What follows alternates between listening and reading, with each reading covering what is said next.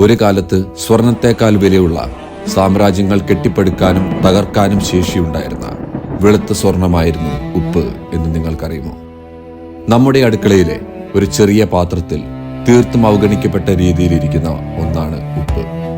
എന്നാൽ ചരിത്രത്തിന്റെ ഏടുകൾ മറിച്ചു നോക്കിയാൽ ഈ വെളുത്ത പൊടിക്ക് വേണ്ടി മനുഷ്യർ യുദ്ധം ചെയ്തിട്ടുണ്ടെന്നും സാമ്രാജ്യങ്ങൾ വെട്ടിപ്പിടിച്ചിട്ടുണ്ടെന്നും നമുക്ക് കാണാം. ഇന്ന് വെറും 10-20 രൂപയ്ക്ക് കിട്ടുന്ന ഈ വസ്തുവിന് വേണ്ടി പണ്ട് 1 കിലോ സ്വർണം വരെ നൽകാൻ ആളുകൾ തയ്യാറായിരുന്നു. എവിടെയാണ് ഉപ്പിന്റെ ഈ മഹായാത്ര തുടങ്ങിയത്? ആരാണിത് ആദ്യമായി കണ്ടെത്തിയത്? നമുക്ക് നോക്കാം. ലോകം വസ്തുക്കളെ നോക്കുന്നു. ഞാൻ അവയുടെ അസാധാരണമായ ചരിത്രത്തെയും ആരും പറയാത്ത ആ നിഗൂഢ കഥകൾ ഇനി ഞാൻ പറഞ്ഞു തരാം. എന്റെ പേരോ മുഖമോ തിരയേണ്ട. ഇത് നോബഡി.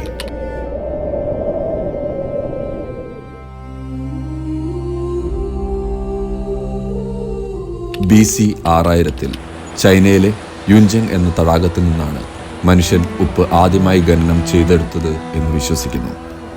വേനൽക്കാലത്ത് ഈ തടാകത്തിലെ വെള്ളം വറ്റി ഉപ്പ് പരലുകൾ തെളിയുന്നത് കണ്ട പുരാതന മനുഷ്യർ അത് ശേഖരിക്കാൻ തുടങ്ങി.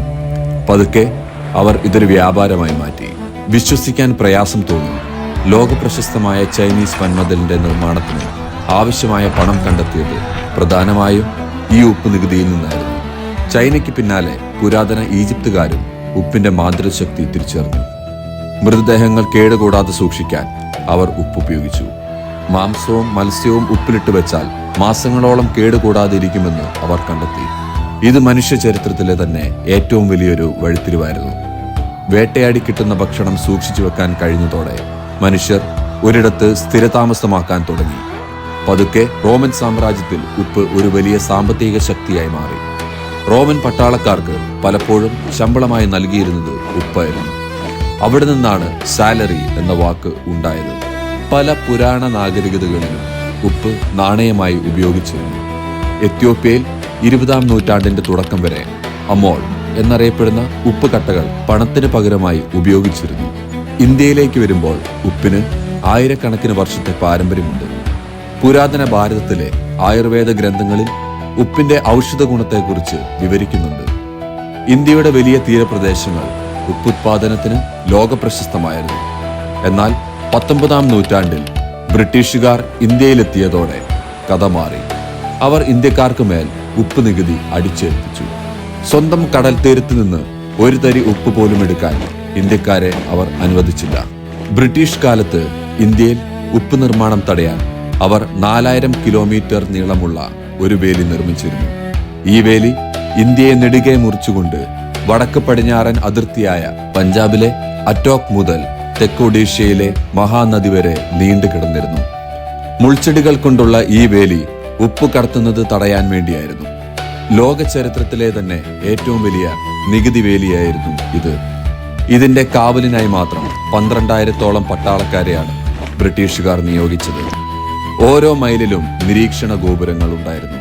അക്കാലത്ത് ഉപ്പിന്റെ യഥാർത്ഥ വിലയേക്കാൾ 1000% വരെ നികുതിയാണ് ബ്രിട്ടീഷുകാർ ഈ വേലി വഴി ഈടാക്കിയിരുന്നത്. ഈ അനീതിയാണ് 1930-ൽ മഹാത്മാഗാന്ധിയെ ദണ്ഡി യാത്രയിലേക്ക് നയിച്ചത്. സബർമതിയിൽ നിന്ന് ദണ്ഡിയിലെ കടൽ തീരം വരെ നടന്ന് ഒരു പിടി ഉപ്പ് കയ്യിലെടുത്ത് അദ്ദേഹം ബ്രിട്ടീഷ് സാമ്രാജ്യത്തിന്റെ അഹങ്കാരത്തെ തകർത്തു. ഒരു നുള്ളുപ്പ് ഇന്ത്യയുടെ സ്വാതന്ത്ര്യ സമരത്തിന്റെ ഏറ്റവും വലിയ ആയുധമായി മാറി. ഇന്ന് ലോകം വർഷം തോറും ഏകദേശം 300 മില്യൺ ടൺ ഉപ്പ് ഉത്പാദിപ്പിക്കുന്നു. ചൈനയും അമേരിക്കയും കഴിഞ്ഞാൽ ലോകത്ത് ഏറ്റവും കൂടുതൽ ഉപ്പ് ഉത്പാദിപ്പിക്കുന്ന 3ാമത്തെ രാജ്യം നമ്മുടെ ഇന്ത്യയാണ്. ഇതിൽ ഭൂരിഭാഗവും ഉത്പാദിപ്പിക്കുന്നത് ഗുജറാത്തിലെ കച്ച് മരുഭൂമിയിലാണ്. കടൽ വെള്ളം വറ്റിച്ചെടുക്കുന്ന സോളാർ സോൾട്ട്, ഭൂമിക്കടിയിൽ നിന്ന് ഖനനം ചെയ്തെടുക്കുന്ന റോക്ക് സോൾട്ട് എന്നിങ്ങനെ പലതരത്തിൽ ഇന്ന് ഉപ്പ് ലഭ്യമാണ്.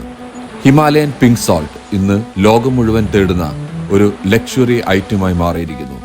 എന്നാൽ രസകരമായ ഒരു വസ്തുതയുണ്ട്. ലോകത്തുണ്ടാക്കുന്ന ഉപ്പിന്റെ വെറും 6% മാത്രമാണ് നമ്മൾ ഭക്ഷണത്തിനായി ഉപയോഗിക്കുന്നത്. ബാക്കിയുള്ളവ മഞ്ഞൊരുക്കാനും കെമിക്കൽ വ്യവസായങ്ങൾക്കുമാണ് ഉപയോഗിക്കുന്നത്. നമ്മുടെ ഓരോ കോശത്തിലും ഉപ്പുണ്ട്. സമുദ്രങ്ങളിൽ നിന്ന് തുടങ്ങിയ ഈ യാത്ര നമ്മുടെ ഓരോ തുള്ളി കണ്ണുനീരിലും അവസാനിക്കുന്നു. 6-ാം നൂറ്റാണ്ടിലെ സ്വർണ്ണ വിലയിൽ നിന്ന് ഇന്നത്തെ 10 രൂപയുടെ പാക്കറ്റിലേക്ക് എത്തുമ്പോൾ ഉപ്പ് നമ്മോട് പറയുന്നത് മനുഷ്യന്റെ അതിജീവനത്തിന്റെയും പോരാട്ടത്തിന്റെയും ചരിത്രമാണ്. അടുത്ത തവണ ഒരു തരി ഉപ്പ് കയ്യിലെടുക്കുമ്പോൾ ഓർക്കുക, നിങ്ങൾ പിടിച്ചിരിക്കുന്നത് കേവലം ഒരു രുചിയല്ല, ആയിരക്കണക്കിന് വർഷത്തെ ലോക ചരിത്രമാണ്. ഓരോ സാധാരണ വസ്തുവിന് പിന്നിലും നമ്മൾ കാണാത്ത ഇതുപോലൊരു അസാധാരണ ലോകമുണ്ട്. ആ ലോകത്തെ രഹസ്യങ്ങൾ ഓരോന്നായി നമുക്ക് തേടിപ്പോകണം. ചരിത്രം ഇവിടെ അവസാനിക്കുന്നില്ല. അടുത്ത കഥയിൽ കൂടുതൽ അറിവുകളുമായി വീണ്ടും കാണാം. ഇത് നോബഡി.